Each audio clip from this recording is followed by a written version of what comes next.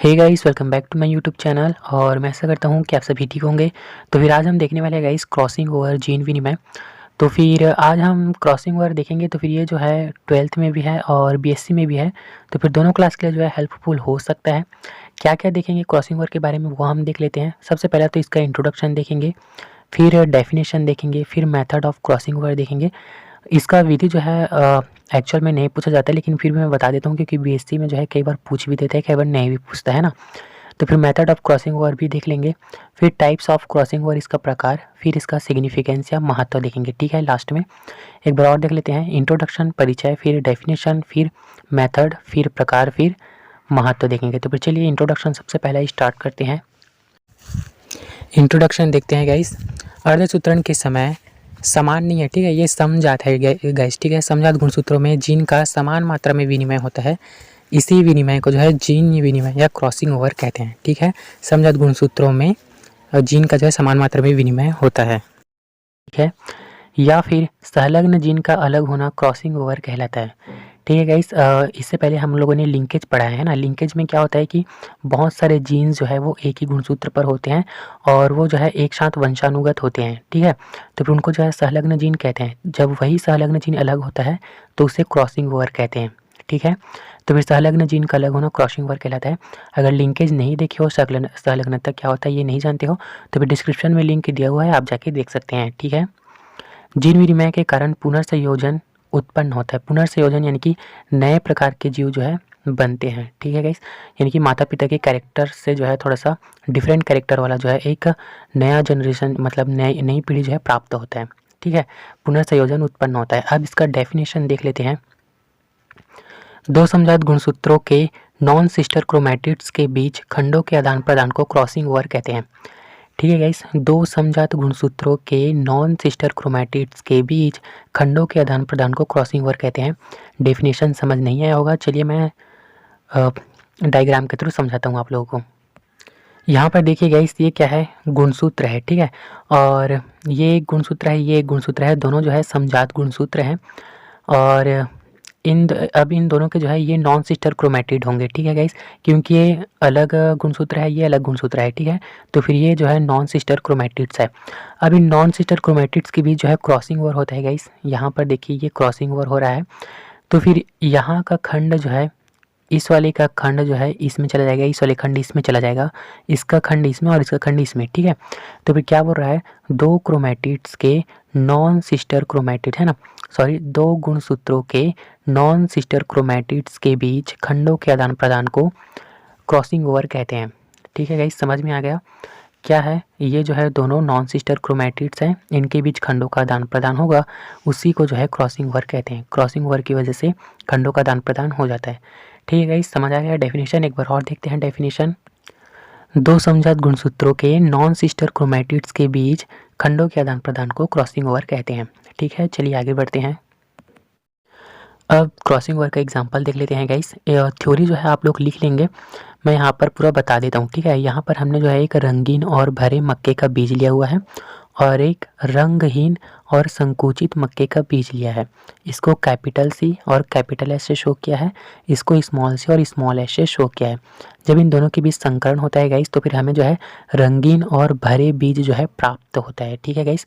इसका लक्षण कुछ भी इसमें नहीं आता है, हालांकि इसका एक युग्मक आया है ना, लेकिन इसका कैरेक्टर जो है यहाँ पे शो नहीं होता है F1 पीढ़ी में, ठीक है। अब इस F1 पीढ़ी की संतान का जब इसके साथ पुनः मतलब संकरण कराते हैं गाइस, तब यहाँ पर इन दोनों के बीच जो है क्रॉसिंग ओवर होता है, ठीक है। क्रॉसिंग ओवर यहाँ पर लिखा हुआ है। तो फिर क्रॉसिंग ओवर कैसे होगा, एक तो फिर एक कैपिटल सी और कैपिटल एस बनेगा, और यहाँ पर जो है कैपिटल एस जो है वो स्मॉल सी के साथ जुड़ जाएगा और कैपिटल सी जो है वो स्मॉल एस के साथ जुड़ जाएगा, ठीक है गाइस। तो फिर इस प्रकार से इन दोनों के बीच जो है खंडों का आदान प्रदान होगा, ठीक है। और ये जैसा है स्मॉल सी स्मॉल एस, उसको वैसे ही हम यहाँ पर लिख देंगे। अब इनका जब युग्मक बनेगा क्रॉसिंग ओवर के बाद, फिर से गैमिट बनेगा है ना, युग्मक का निर्माण होगा, तब ये क्या होगा, कैपिटल सी और कैपिटल एस, ठीक है। और यहाँ का ये स्मॉल सी स्मॉल एस इस प्रकार से आ जाएगा और इनके बीच जो है खंडों का आदान प्रदान हो जाएगा। तो फिर ये कैपिटल सी और ये स्मॉल एस, ठीक है गाइस, कैपिटल सी और स्मॉल एस, और ये स्मॉल सी और ये कैपिटल एस जो है जुड़ जाएंगे, ठीक है। यहाँ का एक गैमेट आएगा स्मॉल सी और स्मॉल एस। अब इनके बीच जब संकरण कराएंगे तो फिर हमें क्या प्राप्त होगा, यहाँ का एक गैमेट आएगा, यहाँ का एक गैमेट आएगा, तो फिर ये कैसा है, रंगीन और भरा हुआ बीज जो है हमें प्राप्त होगा। ठीक है, कलरेड और फूल यानी कि रंगीन और भरे बीज प्राप्त होगा। यहाँ पर ये कैसा शो करेगा, यहाँ का एक आएगा, यहाँ का एक आएगा, तो फिर ये रंगहीन और संकुचित बीज हमें प्राप्त होगा। ठीक है गाइस। फिर यहाँ का देख लीजिए, कैपिटल सी इसमें आ रहा है ना, और यहाँ का स्मॉल सी स्मॉल एस आ रहा है, तो फिर ये कैसा होगा, कलर तो होगा लेकिन कैसा होगा, संकुचित होगा। ठीक है, यानी कि रंगीन संकुचित। ठीक है, फिर यहाँ का ले लीजिए, ये रंगीन रहेगा लेकिन कलरलेस, भरा हुआ बीज रहेगा लेकिन कलरलेस रहेगा। ठीक है, तो फिर इस प्रकार से जो है क्रॉसिंग ओवर मक्के के बीज में होता है। अब चलिए इसका टाइप्स देख लेते हैं। सॉरी गाइस, चलिए अब मेथड देखते हैं ना, क्रॉसिंग ओवर का मेथड। तो फिर मेथड में सबसे पहला जो है साइनेप्सिस। ठीक है, युग्मन देखेंगे। चलिए युग्मन क्या होता है ये देख लेते हैं। अर्धसूत्री विभाजन की प्रोफेज फर्स्ट की जाइगोटिन उप अवस्था में, है ना, अर्धसूत्री विभाजन आप लोग पढ़े हो, तो फिर उसमें क्या होता है, प्रोफेज फर्स्ट की जाइगोटिन उप अवस्था होती है ना, उसमें जो है जनक के यानी कि माता और पिता के दोनों गुणसूत्र जो है पास पास आ जाते हैं तथा लंबाई में जोड़े बना लेते हैं। ठीक है, दोनों गुणसूत्र पास पास आ जाएंगे और लंबाई में जो है जोड़े बना लेते हैं। यह प्रक्रिया गुणसूत्र के एक सिरे से प्रारंभ होकर जीप की तरह, है ना, चैन की तरह गाइस, एक सिरे से दूसरे सिरे तक चलता है। इसे युग्मन कहते हैं। गुणसूत्रों की यह अवस्था बाईवेलेंट कहलाती है। ठीक है, युग्मन में क्या होता है कि माता पिता के गुणसूत्र जो है पास पास आ जाएंगे और लंबाई में जोड़े बना लेंगे। फिर यह प्रक्रिया जो है गुणसूत्र के एक सिरे से प्रारंभ होगा और दूसरे सिरे तक चलेगा। ठीक है, और इसे जो है युग्मन कहते हैं और गुणसूत्र की यह अवस्था जो है बाईवेलेंट कहलाती है। अब चलिए डुप्लीकेशन देख लेते हैं, द्विगुणन। प्रोफेज फर्स्ट की पैकेटिन उप अवस्था में बाईवेलेंट का प्रत्येक गुणसूत्र सेंट्रोमियर के अलावा संपूर्ण लंबाई में 2 क्रोमैटिड्स में बढ़ जाता है। ठीक है गाइस, अब प्रत्येक बाईवेलेंट 4 क्रोमैटिड वाला बन जाता है, इसे टेट्राड कहते हैं। ठीक है गाइस, क्या बोल रहा है, प्रोफेज फर्स्ट की पैकेटिन उप अवस्था में बाईवेलेंट का प्रत्येक गुणसूत्र सेंट्रोमियर के साथ संपूर्ण लंबाई में 2 क्रोमैटिड्स में बढ़ जाता है। अब प्रत्येक बाईवेलेंट 4 क्रोमैटिड वाला बन जाता है। 2 क्रोमैटिड में दो क्रोमैटिड में बढ़ जाएगा, तो फिर ये कैसे हो जाएगा, 4 क्रोमैटिड वाला बन जाएगा। ठीक है, तब इसे टेट्राड कहेंगे। इसके बाद है जीन विनिमय या क्रॉसिंग ओवर। प्रोफेज फर्स्ट की डिप्लोटिन अवस्था में जब युग्मित गुणसूत्र अलग होना प्रारंभ करते हैं तब भीतरी क्रोमैटिड्स वहीं कहीं कहीं पर एक दूसरे को क्रॉस करते हैं। इन क्रॉस वाले बिंदुओं पर क्रोमैटिड्स के टुकड़ों में विनिमय होता है, जिससे बाईवेलेंट गुणसूत्रों के चारों क्रोमैटिड में से अंदर वाले नॉन सिस्टर क्रोमैटिड्स के बीच उनके कुछ भागों का आदान प्रदान हो जाता है। इस क्रिया को जीन विनिमय कहते हैं। ठीक है गाइस, आप लोगों को समझ नहीं आया होगा लेकिन बार बार पढ़िएगा तो फिर याद हो जाएगा। ठीक है, अच्छे से समझिएगा। एक बार और मैं बताता हूँ आप लोगों को, है ना, क्या होता है। प्रोफेज फर्स्ट की डिप्लोटिन अवस्था में जब युग्मित गुणसूत्र अलग होना प्रारंभ करते हैं तब भीतरी क्रोमैटिड्स कहीं कहीं पर जो है एक दूसरे को क्रॉस करते हैं। ठीक है, इस क्रॉस वाले बिंदुओं पर जो है क्रोमैटिड्स के टुकड़ों में विनिमय होता है, जिससे बाईवेलेंट गुणसूत्रों के चारों ओर, ठीक है, बाईवेलेंट गुणसूत्रों के चारों ओर क्रोमैटिड में से अंदर वाले नॉन सिस्टर क्रोमैटिड्स के बीच उनके भागों का जो है आदान प्रदान होता है। उसी क्रिया को जो है जीन विनिमय कहते हैं। ठीक है, अब मेथड नहीं लिखोगे तो भी जो है चलेगा, यदि पूछ देता है तब जो है आप लिखोगे। ठीक है, लेकिन याद कर लीजिएगा। अब चलिए देखते हैं टाइप्स ऑफ क्रॉसिंग ओवर। गुणसूत्र के जिस बिंदु पर क्रॉसिंग ओवर होता है उसे काइजमेटा कहते हैं। ठीक है, या चियाजमेटा कहते हैं। तो फिर चियाजमेटा के आधार पर जो है क्रॉसिंग ओवर निम्न प्रकार का होता है। ठीक है गाइज, मैंने अभी डायग्राम के थ्रू आप लोगों को क्रॉसिंग ओवर बताया है ना।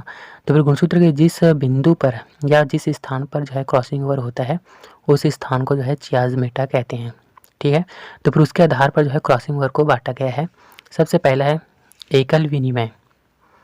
एकल विनिमय देख लेते हैं। जब गुणसूत्र अपनी लंबाई में केवल एक बार क्रॉस करता है ना, तब जो है उसे एकल विनिमय कहते हैं। एक बार क्रॉस करेगा यानी कि काइजमेटा बिंदु कितना रहेगा, 1 रहेगा। ठीक है, काइजमेटा की संख्या जो है 1 रहेगा, तब उसे एकल विनिमय कहेंगे। वहीं द्विविनिमय, जब समजात गुणसूत्रों के अर्धसूत्रण दो स्थानों पर हो, है ना, दो स्थानों पर क्रॉस बनाते हैं या काइजमेटा की संख्या 2 हो, तब उसे द्विविनिमय कहते हैं। अब द्विविनिमय को जो है पुनः बांटा गया है गाइस 3 भागों में, ठीक है। तो फिर इसको मैं डिस्क्राइब नहीं किया हूँ, आप लोग करेंगे, ठीक है। 2 वलयकों वाले विनिमय, इसमें जो है काइजमेटा की संख्या 2 रहेगा। 3 वलयकों वाले विनिमय, इसमें 3 काइजमेटा संख्या रहेगा। 4 वलयकों वाले इसमें जो है 4 काइजमेटा रहेगा, काइजमेटा की संख्या जो है, ठीक है। अब चलिए गाइस इसका जो है महत्व देख लेते हैं। इसका महत्व सबसे पहला जो है क्रॉसिंग ओवर द्वारा गुणसूत्रों के आनुवंशिक मानचित्र बनाने में सहायता मिलती है, ठीक है गाइस। क्रॉसिंग ओवर के द्वारा जो है गुणसूत्रों के आनुवंशिक मानचित्र बनाने में जो है सहायता मिलती है। नए संयोग के युग्मक बनते हैं। अब 2 गुण जब मिक्स होंगे तो फिर नए संयोग के युग्मक तो बनेंगे ही, है ना। थर्ड देखते हैं, जीवों में विभिन्नता आती है जो विकास के लिए आवश्यक है, ठीक है। अब 2 गुण मिलेंगे तो फिर एक नए जीव की उत्पत्ति होगी जो भिन्न होगा, है ना।